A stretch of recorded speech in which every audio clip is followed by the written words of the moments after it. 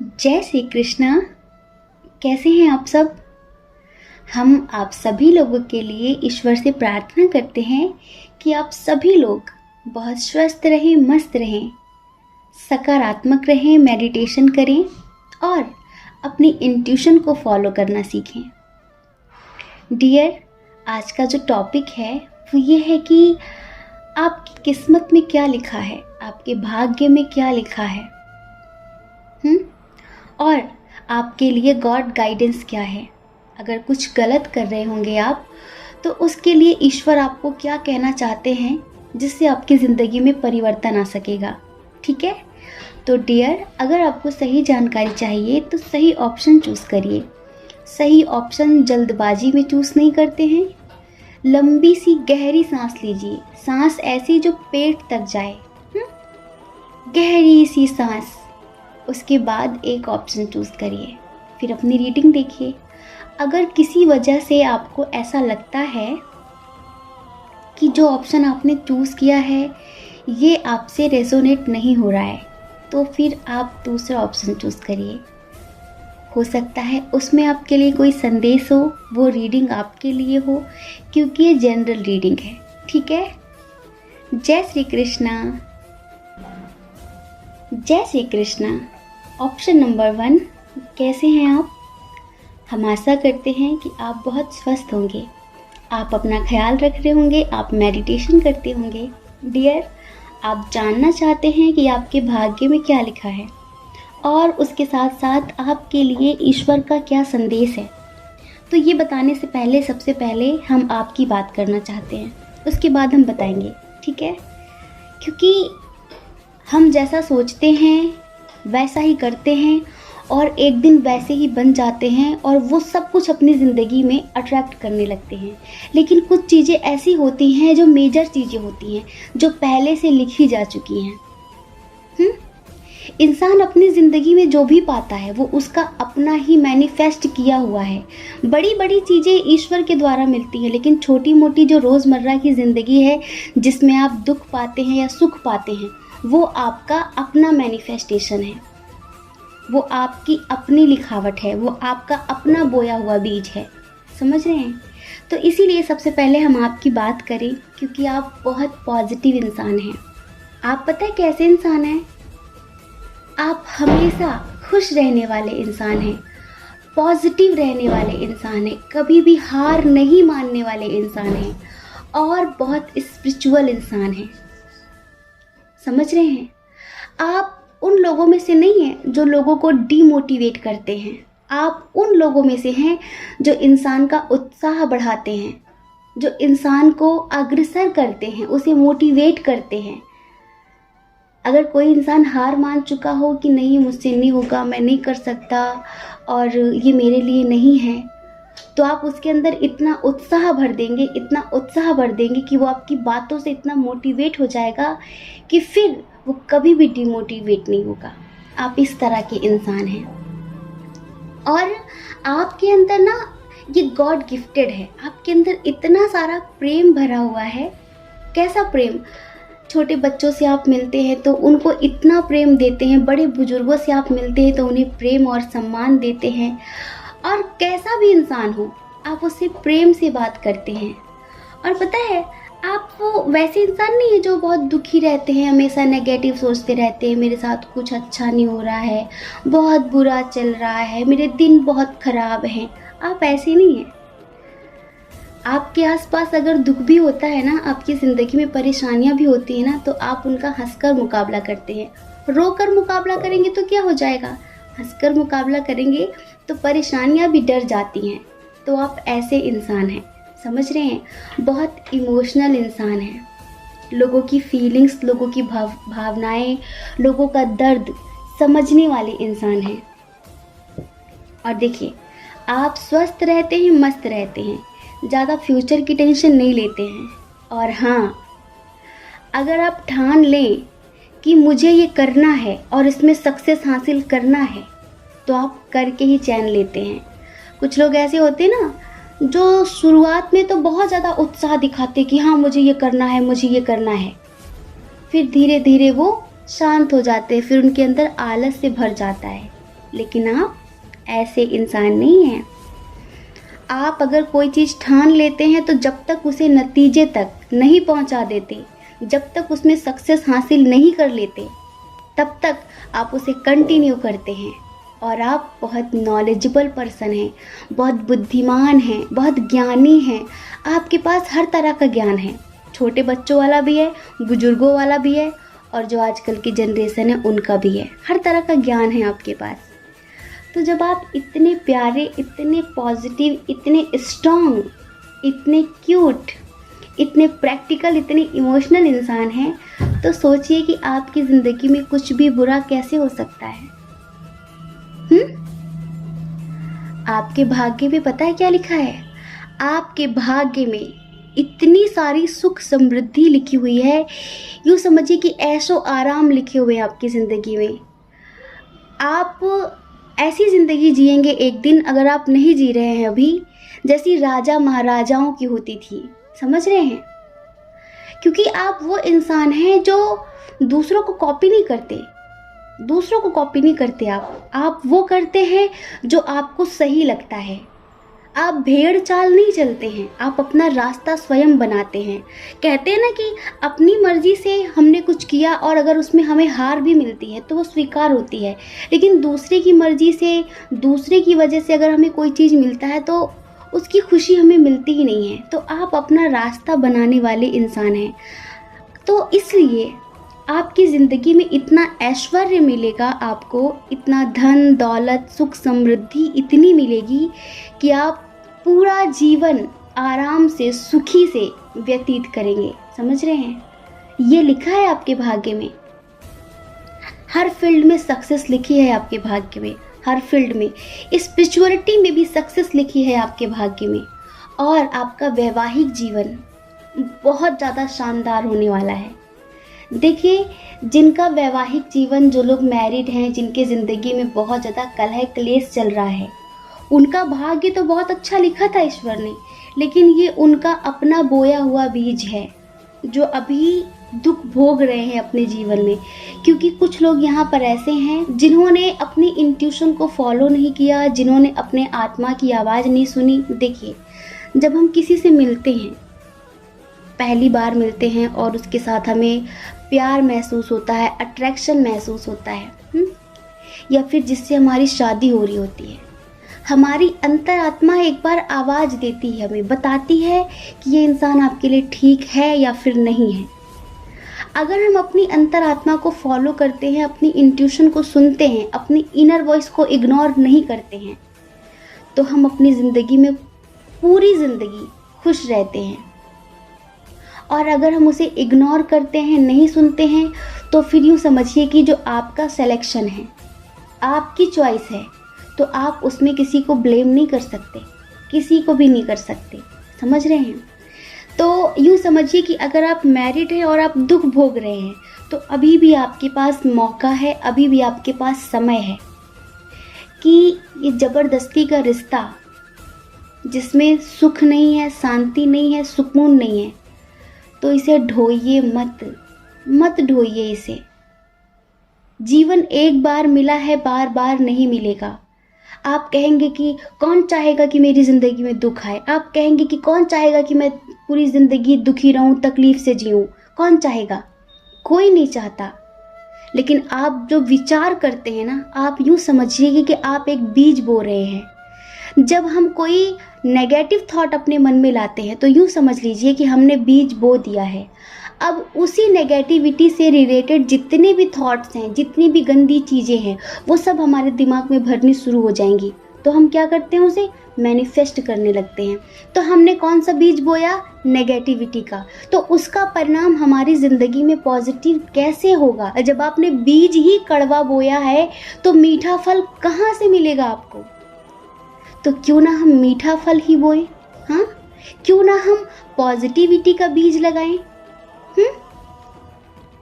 भले ही जिंदगी में नकारात्मक परिस्थितियां हैं, लेकिन ये हमारे ऊपर है। ईश्वर ने सोचने विचारने की स्वतंत्रता हमें दे रखी है। ईश्वर ने तो नहीं कहा कि तुम नेगेटिव सोचो। ईश्वर ने स्वतंत्रता दी है ना हमें सोचने की, समझने की। अगर हम ही नेगेटिव सोचते हैं, हम ही अपने ज़िंदगी में कड़वा बीज लगाते हैं, तो हम ईश्वर को क्यों ब्लेम करें? नहीं करेंगे ना, हम खुद को ब्लेम करेंगे कि हमारी गलती है ये। ईश्वर ने तो आपको इस धरती पर अपने जीवन में राज्य करने के लिए ही भेजा था। ईश्वर ने राज्य करने के लिए ही भेजा था। अब ईश्वर क्या करे जब आपने ये कड़वी खेती कर ली तो? अब इसमें ईश्वर का क्या दोष है? बोया था पेड़ बबूल का और आम आप खाना चाहते हैं तो वो कहाँ होगा? नहीं मिलेगा ना आम। बबूल के पेड़ पे बबूल के ही फूल फल आएंगे और आम के पेड़ पर आम के ही फल फूल आएंगे।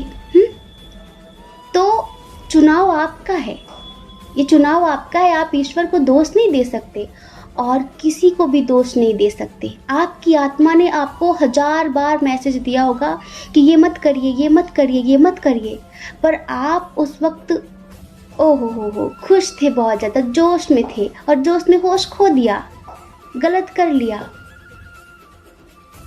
तो अब आप किसी को दोष नहीं दे सकते। लेकिन वो लोग जो लोग सकारात्मक रहते हैं, पॉजिटिव रहते हैं, उनसे ईश्वर कहना चाहता है कि बेटा आप राज्य करने के लिए आए हो, आपके भाग्य में सिर्फ और सिर्फ सुख समृद्धि लिखी हुई है, लेकिन आपको कुछ चीज़ों का ध्यान रखना है। कुछ लोग ऐसे हैं जो आपके अपने ही हैं, लेकिन वो आपके पीठ पीछे प्लानिंग कर रहे हैं। आप बहुत इमोशनल हैं, लेकिन इन इमोशंस में बहकर अपने आसपास जो हो रहा है ना, उसे देखना मत भूल जाना, क्योंकि कोई है ऐसा जो आपको धोखा देने की, छल करने की प्लानिंग कर रहा है, जो आपको मिट्टी में मिलाने की प्लानिंग कर रहा है। तो थोड़ा सतर्क रहिए,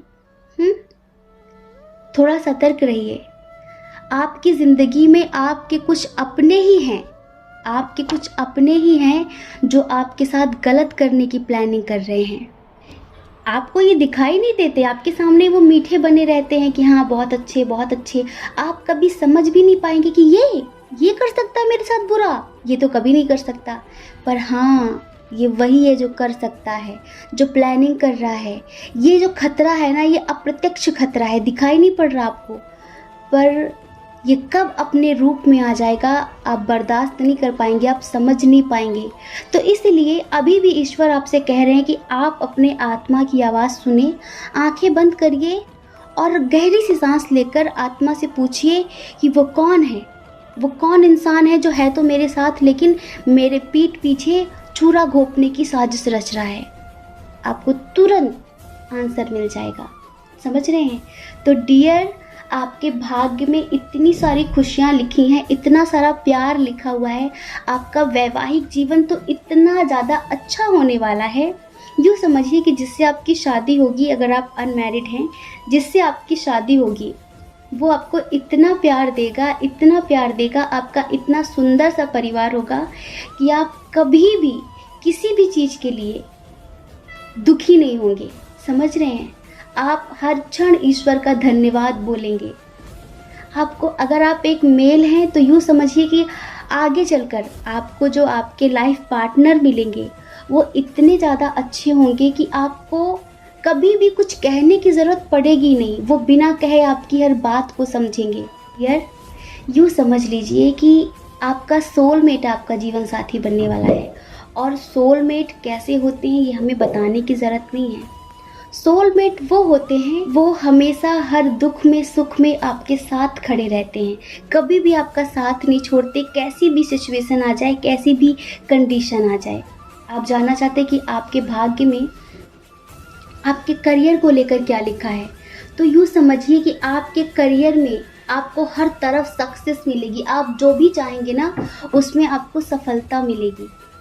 जो भी चाहेंगे, हर तरफ आपको सफलता मिलनी है, हर तरफ आपकी जीत होनी है। बस आपको सोच समझकर एक्शन लेना है और उन लोगों को पहचानना है जो आपके साथ तो रहते हैं, लेकिन साथ होकर भी साथ नहीं देते। वो आपके साथ इसलिए रहते हैं ताकि आपकी हर कमजोरी को जान सकें। समझ रहे हैं? आपकी हर एक कमजोरी को जान सकें, आपकी हर एक प्लानिंग को समझ सकें, ताकि आगे चलकर वो उसमें रोक लगा सके। तो आपको उन्हें समझना है। अगर आप इतना करते हैं तो यूँ समझिए कि आप इस धरती पर आप इस धरती पर राज्य करने आए हैं, ना कि दुख भोगने आए हैं। ना ही कभी करियर में आपको किसी तरीके की असफलता मिलेगी और ना ही आपके रिश्तों में। तो डियर, बहुत बहुत शुभकामनाएं आपको। ईश्वर ने आपके भाग्य में इतना कुछ अच्छा लिख रखा है। बस ये आप पर डिपेंड, अभी भी ये आप पर डिपेंड करता है कि आप इसे कैसे इस्तेमाल करते हैं। आप पॉजिटिव इंसान हैं, सकारात्मक सोचने वाले इंसान हैं। आप अपनी इस सोच को हमेशा बरकरार रखना, क्योंकि आपकी ये सोच, आपकी ये सूझबूझ ही आपकी ज़िंदगी में आपको सक्सेस दिलाएगी। ठीक है? जय श्री कृष्णा। अपना ख्याल रखिए और अपने अपनों का ख्याल रखिए। कौन क्या कहता है इस बारे में बिल्कुल भी मत सोचिए, क्योंकि लोगों का काम तो कहना ही होता है ना, और लोग पूरी ज़िंदगी कहते हैं। आप कब तक लोगों की परवाह करेंगे? आप वो करिए जो आपकी आत्मा कहती है, जो आपका मन कहता है। ठीक है? और अगर आप इस चैनल पर पहली बार हैं, आपका मन कहता है, आपकी आत्मा कहती है, तो आप इस चैनल को लाइक करके, शेयर करके, सब्सक्राइब करके हमें मोटिवेट कर सकते हैं। जय श्री कृष्णा। जय श्री कृष्णा। ऑप्शन नंबर 2, कैसे हैं आप? हम आशा करते हैं कि आप बहुत स्वस्थ होंगे, आप अपना ख्याल रख रहे होंगे, आप मेडिटेशन कर रहे होंगे। डियर, आप जानना चाहते हैं कि आपके भाग्य में क्या लिखा है, आपकी किस्मत में क्या होने वाला है। तो ये बताने से पहले हम आपके बारे में बात करते हैं। आपने अब तक अपने जीवन में बहुत ज़्यादा संघर्ष किया है। आपने अपने जीवन में अब तक बहुत ज़्यादा संघर्ष किया है। मतलब कि कोई भी चीज़ आपको अब तक आसानी से नहीं मिली है। बहुत मेहनत करनी पड़ी आपको उस पर, लेकिन आप हार मानने वालों में से नहीं हैं। अभी भी आपकी ज़िंदगी में संघर्ष जारी है। मतलब कि जैसे लोग कहते हैं ना कि मेरा लक मेरे साथ है, मैं बहुत लकी हूँ और ये मेरा लक था जो ऐसा हो गया। पर आपको उतना मिला है जितनी आपने मेहनत की है। जैसे कि आपने भाग्य नाम की चीज़ पर विश्वास करना ही छोड़ दिया, क्योंकि कुछ चीज़ें ऐसी होती हैं जिन पर आप मेहनत बहुत करते हैं, बहुत मेहनत करते हैं, लेकिन आपको उस तरीके का रिजल्ट नहीं मिलता जैसा आप चाहते हैं।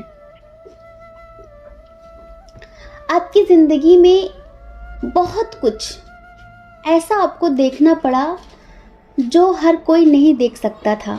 समझ रहे हैं? कभी कभी आपकी ज़िंदगी में ऐसी नकारात्मक परिस्थितियां आईं कि अगर कोई और होता तो वो शायद हार मान लेता, वो शायद गिव अप कर देता, वो कहता कि अब मुझसे नहीं होगा, या यूं कहिए कि ऐसे ऐसे दुख देखे हैं अपने कि और कोई होता तो शायद आत्महत्या ही कर लेता। ऐसी ऐसी परेशानियां, ऐसी ऐसी प्रॉब्लम्स आई हैं आपकी ज़िंदगी में, लेकिन आपने उन परिस्थितियों से भागने के बजाय उनका डटकर सामना किया है। आप डरे नहीं हैं, आप पीछे नहीं हटे, आपने सामना किया है। लेकिन अगर हम प्रेम की बात करें, परिवार की बात करें, तो जिन पर भी आपने विश्वास किया होगा, प्रेम तो हमारे दोस्तों से भी होता है, परिवार से भी होता है, और जिनके साथ हम शादी में के रिश्ते में बंधे होते हैं या फिर जिनसे प्रेम करते हैं, प्रेम के रिश्तों में आपको हमेशा धोखा मिला है। मतलब जिनको आपने बहुत चाहा, जिनके लिए आपने इतना कुछ किया, इतना प्यार दिया, उनके लिए क्या क्या नहीं किया, अपना सब कुछ उन पर न्यौछावर कर दिया, समर्पित कर दिया, और उन्होंने ही एक समय पर आकर आपको धोखा दिया, चीट किया। तो प्रेम के रिश्तों में आपको हमेशा धोखा मिला है, अपमान मिला है। ज़िंदगी आपके लिए आसान नहीं रही है, जैसे लोगों के लिए होती है ना बहुत आसान।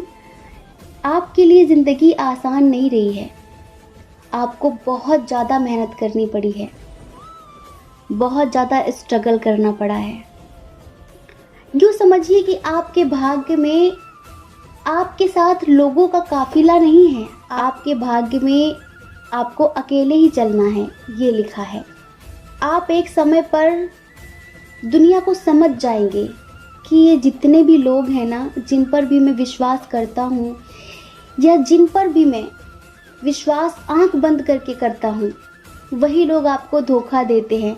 तो एक समय ऐसा आएगा कि लोगों से आपका मन भर जाएगा और आपको लगेगा कि अकेले ही बेस्ट हैं, अकेले ही रहना बेहतर है, किसी का साथ नहीं चाहिए, किसी का हाथ नहीं चाहिए, मैं अकेले ही खुश हूँ। और ऐसा नहीं है कि उस अकेलेपन से आपको तकलीफ होगी, ऐसा भी नहीं है। उस अकेलेपन में आपको आनंद मिलेगा। सुख तो कभी भी खत्म हो सकता है, पर आनंद कभी खत्म नहीं होता, क्योंकि आनंद बाहर से नहीं मिलता है, आनंद हमारे अंदर से आता है जब हम खुद के साथ होते हैं। समझ रहे हैं? तो आपको अकेलेपन में आनंद मिलेगा और एक समय ऐसा आएगा कि आप सोचेंगे कि मेरे लिए अकेले चलना ही बेहतर है। यात्राएं बहुत लिखी हैं आपके भाग्य में। हाँ, हो सकता है बहुत यात्राएं करनी पड़े आपको, या अब तक आपने की हो। हमें पता नहीं क्यों ऐसा लग रहा है कि जो पाइल नंबर 2 के लोग हैं ना, ये बहुत ज़्यादा धार्मिक या फिर आध्यात्मिक टाइप के लोग हैं। समझ रहे हैं? क्यों कहिए कि उस टाइप के लोग हैं जो बहुत ज़्यादा ईश्वर में विश्वास रखते हैं, ईश्वर में आस्था रखते हैं, मेडिटेशन करने वाले लोग हैं, या ये ज़्यादा भीड़ भाड़ में रहना पसंद नहीं करते, अकेले रहना पसंद करते हैं, खुद के साथ रहना पसंद करते हैं। लेकिन आप थोड़े आलसी टाइप के हैं, गैर जिम्मेदार हो जाते हैं कभी कभी। ये आपको नहीं करना है। ये आपका आलस्य आपकी सफलता में रुकावट बन जाता है। आपको पता है, आप हर फील्ड में सक्सेस हासिल करने के लिए आए हैं इस धरती पर। आपके भाग्य में भी सफलता ही लिखी है। कुछ लोगों के लिए हमें ये आलस्य अच्छा लग रहा है, कुछ लोगों के लिए बुरा लग रहा है। अच्छा उनके लिए है जिन्होंने ईश्वर के प्रति खुद को समर्पित कर दिया है कि, लेकिन ये बहुत उच्च लेवल की बात है।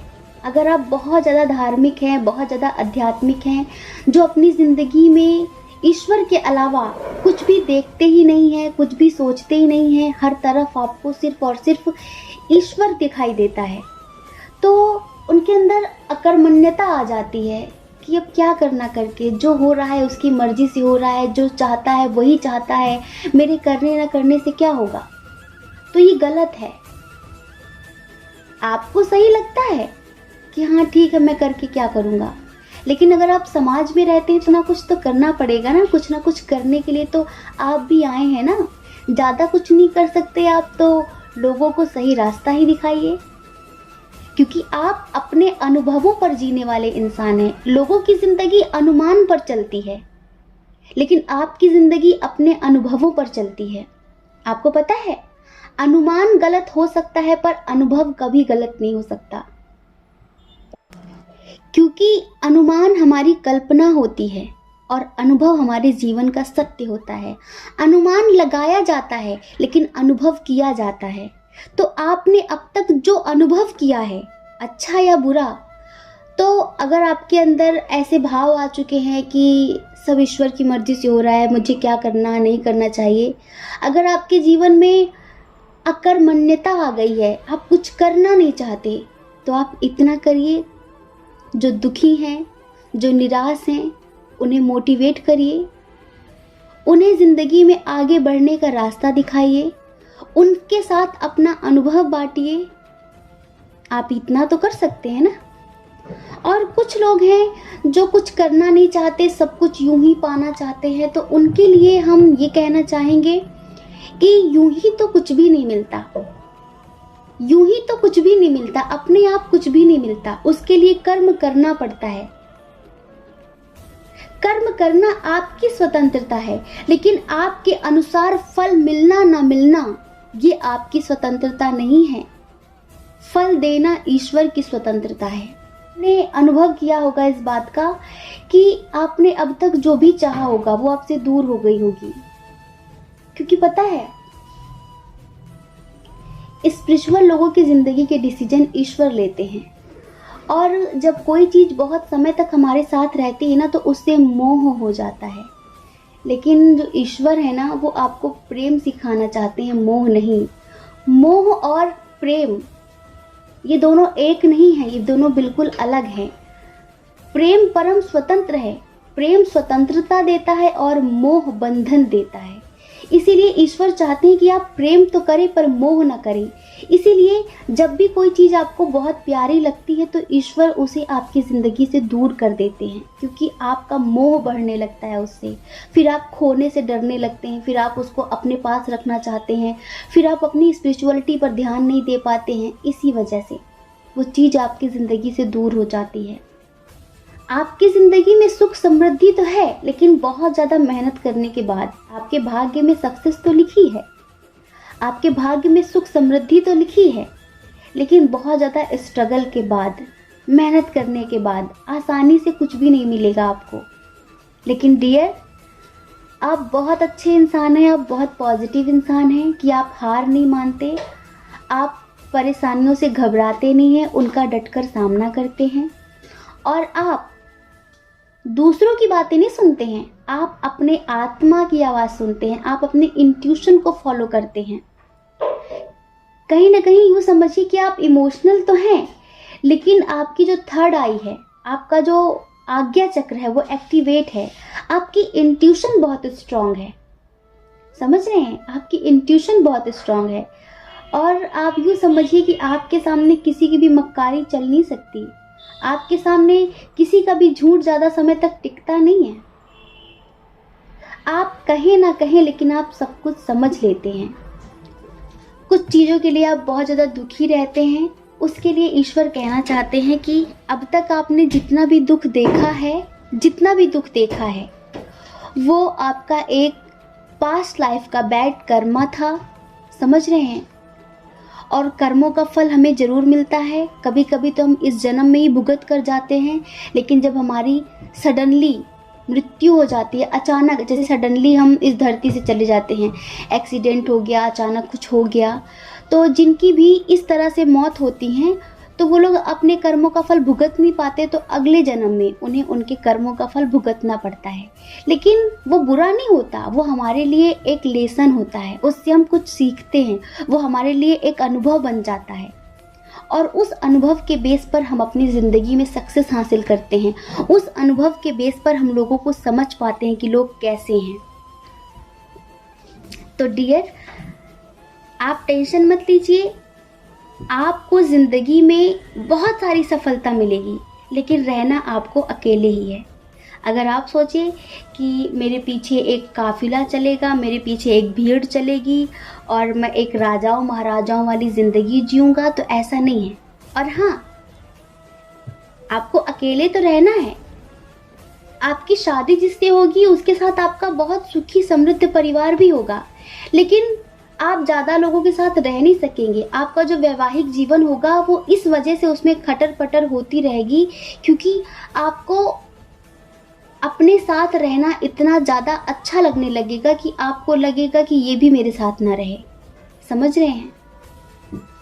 तो ये अब आपके ऊपर है कि आपको क्या करना है, क्योंकि ये आपके ऊपर है, समझ रहे हैं। ईश्वर तो आपको बहुत अच्छा जीवन साथी देगा, बहुत अच्छा, आपको समझने वाला, प्यार करने वाला, लेकिन ये आपके ऊपर है कि आप उसके साथ कैसे रहते हैं।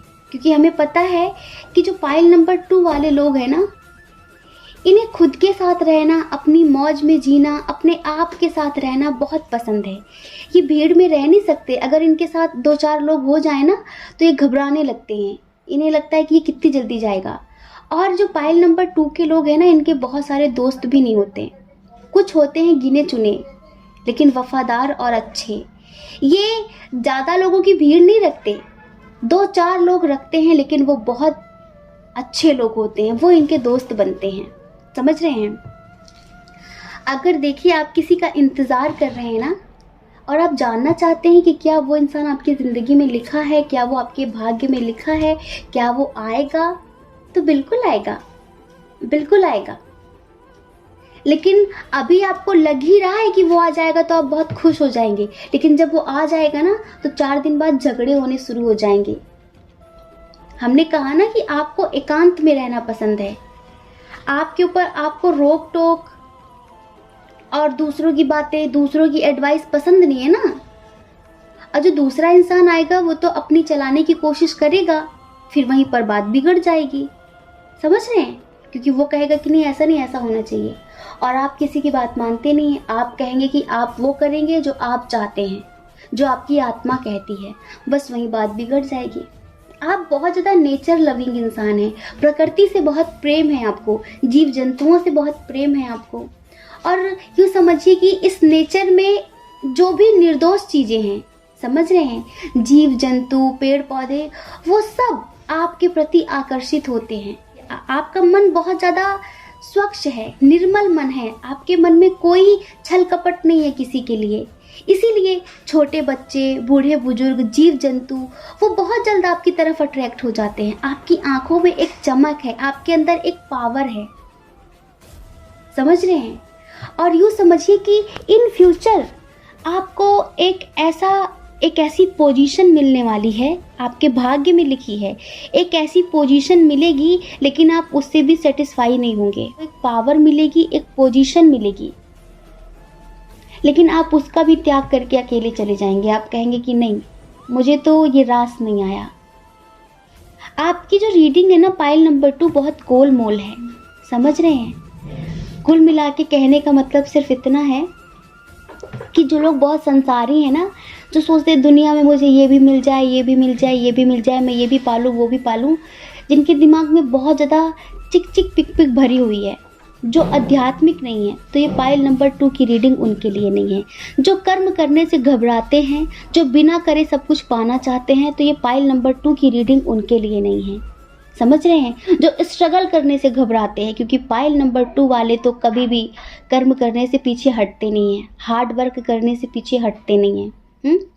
इन्होंने अब तक बहुत कुछ किया है, बहुत कुछ सहा है, और फिर भी ये ज़िंदगी से हार नहीं मानते, ये डट कर उसका मुकाबला करते हैं। और यूँ समझिए कि आपके भाग्य में ढेर सारी सुख समृद्धि लिखी हुई है, लेकिन आप उस सुख समृद्धि में अकेले ही जीना पसंद करेंगे, किसी को अपने साथ रखना पसंद नहीं करेंगे। आपको लगेगा कि मैं जीऊँ तो पर अकेले, इसमें कोई और ना हो। आपको सक्सेस मिलेगी, आप जो भी चाहेंगे वो मिलेगा, जिस फील्ड में आप सक्सेस चाहेंगे वो मिलेगी आपको, समझ रहे हैं। आपके भाग्य में हर तरफ आपका डंका बज सकता है, लेकिन आपको भीड़ पसंद ही नहीं है, आपको भीड़ पसंद ही नहीं है। आप उसे छोड़ देंगे, आप उसका त्याग कर देंगे। आप कहेंगे नहीं, मुझे घुटन होती है, मुझे घबराहट होती है इन सब चीज़ों से, मुझे तो अकेले रहना है, मुझे अपने आप के साथ रहना है, मुझे ईश्वर के साथ रहना है। इस तरह के इंसान हैं आप।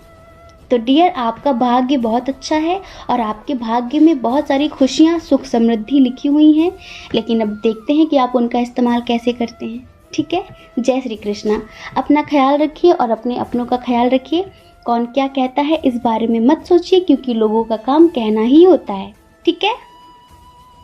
और अगर आप इस चैनल पर पहली बार हैं, आपका मन कहे, आपकी आत्मा कहे, तो आप इस चैनल को लाइक करके, शेयर करके, सब्सक्राइब करके हमें मोटिवेट कर सकते हैं। जय श्री कृष्णा। आप सभी के हृदय में बैठे परमात्मा को हमारा सादर प्रणाम।